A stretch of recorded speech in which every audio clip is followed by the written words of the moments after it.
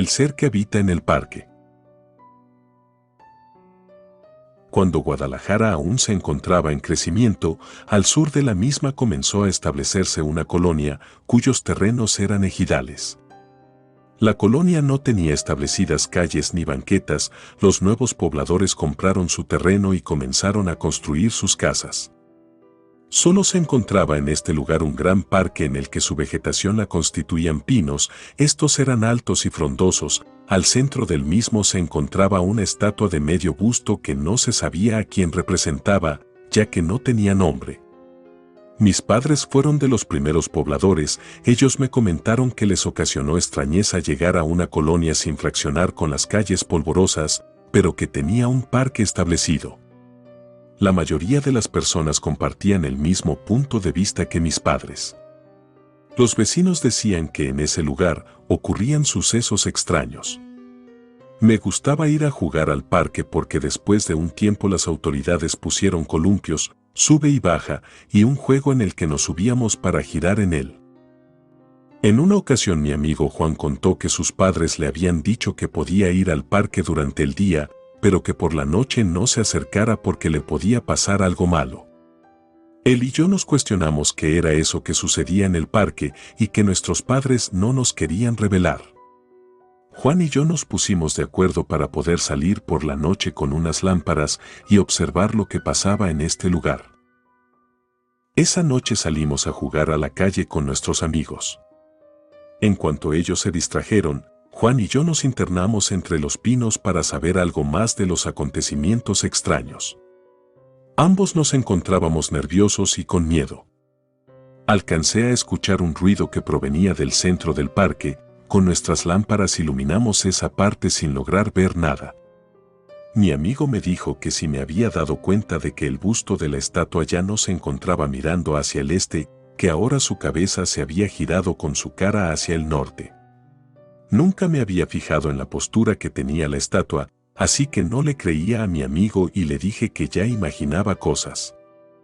¿Cómo era posible que una estatua de hierro y cemento tuviera movimiento? No le creí y le dije que era mejor retirarnos porque él ya se había creído de las cosas que decían los adultos en la colonia.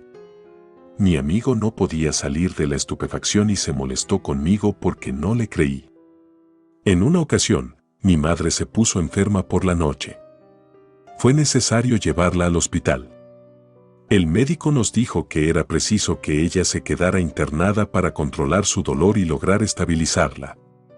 Él nos dijo que era mejor que mi padre y yo nos fuéramos a descansar, ya que a ella la mantendrían sedada y no la podríamos ver. Pasada la medianoche transitamos por el parque, ya me había olvidado de los rumores que corrían alrededor de él. De cualquier manera, por curiosidad, lo observé mientras mi padre conducía en el auto. Por la parte de los juegos había una lámpara que emitía una luz amarilla, la cual permitía iluminar esa parte del parque, el resto se encontraba en una oscuridad absoluta. Al pasar por los columpios me llamó la atención que uno de ellos se estaba meciendo. En un principio pensé que podría ser el viento, pero de inmediato percibí que de los 3 columpios solo uno de ellos se movía. No lo podía creer. Después el sube y baja también se movió, como si alguien estuviese arriba de él. Le dije a mi padre que volteara a ver lo que ocurría en el parque. Él no me escuchó, se encontraba cansado y ausente. Solo se limitó a conducir. Antes de que el coche diera vuelta hacia la calle en la que vivimos, volteé hacia la parte de atrás del auto y noté cómo en la penumbra del parque 2 ojos brillaban con profunda intensidad. Ya no quise saber más al respecto, cerré mis ojos con fuerza como si con este acto pudiese borrar lo sucedido. Al llegar a casa me sentí aliviado, todavía con desconfianza miré hacia atrás para darme cuenta de que no nos había seguido nadie. En mi habitación, me acosté sobre mi cama con la intención de dormir sin poder conseguirlo. Lo que había visto en el parque aún resonaba en mi memoria, pero poco a poco comencé a calmarme. Logré entrar en un sueño profundo, cuando de repente escuché un ruido al exterior de la casa y me desperté. Con cautela me incorporé y sin encender la luz recorrí la cortina de la ventana para poder darme cuenta de dónde provenía ese ruido. La calle se encontraba desolada, a su vez, estaba iluminada apenas por una lámpara en la acera de enfrente. Esta emitía una luz que parpadeaba por instantes. Solo alcancé a percibir el movimiento de un arbusto, pero no miré qué es. De repente, de nuevo veo esos ojos iluminados de un color rojo brillante. Corro de inmediato hacia mi cama y cubro por completo todo mi cuerpo, como si con ese acto, el ente que se encuentra al exterior de mi casa ya no me fuera a perseguir. Así estuve durante mucho tiempo hasta que pude dormir por un rato. En cuanto me fue posible, busqué a Juan para comentarle lo del suceso de la noche anterior. Él aún estaba molesto por no haberle creído sobre la estatua que gira su cabeza por la noche. Sin embargo, me escuchó con atención, me dijo que lo más probable es que el ser que habita en el parque salga después de las 12 de la noche.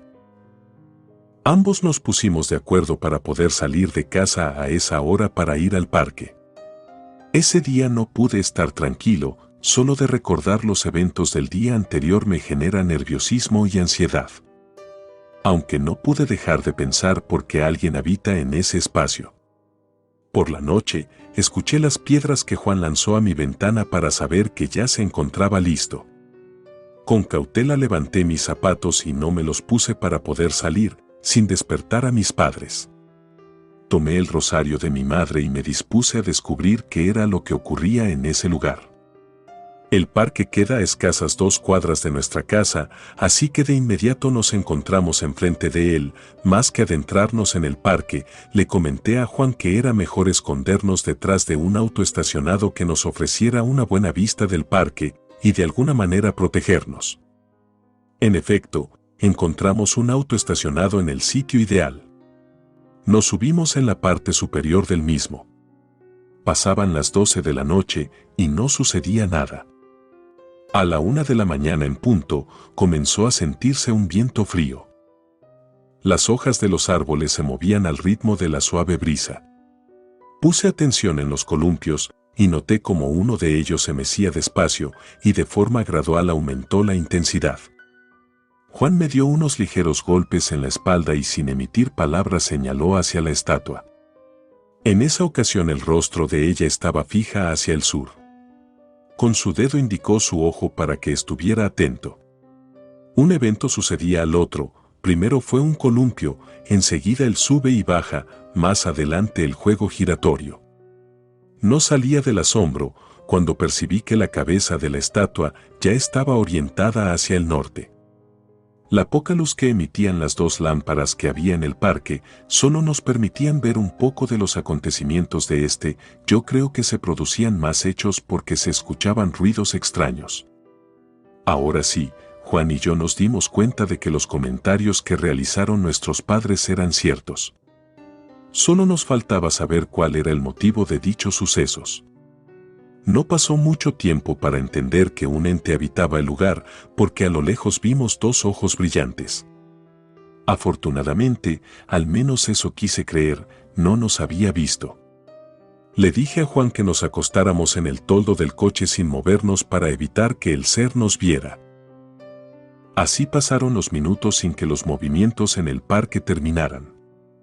Después de las 3 de la madrugada, el parque quedó en completa calma.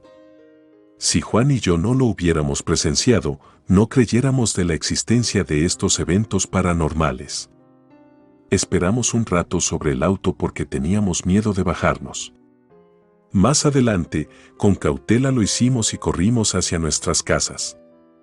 En el instante en que pusimos nuestros pies sobre la tierra, escuchamos un ruido estremecedor que nos hizo correr con más energía. No quisimos voltear hacia atrás para ver cuál era el origen del tenebroso sonido. Los padres de Juan fueron los primeros en darse cuenta de su ausencia y lo buscaron en mi casa. Mis padres, al notar mi cama vacía, se alarmaron dispuestos a encontrarme. Ya estaban a punto de subirse al automóvil cuando nos vieron llegar. Solo se limitaron a mover negativamente la cabeza sin emitir ningún regaño.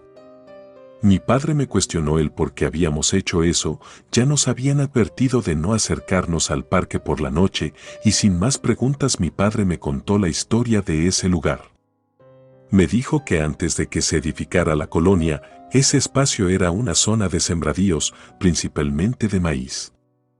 El dueño era un hacendado que estaba casado con una mujer joven. Después de cierto tiempo tuvieron un hijo.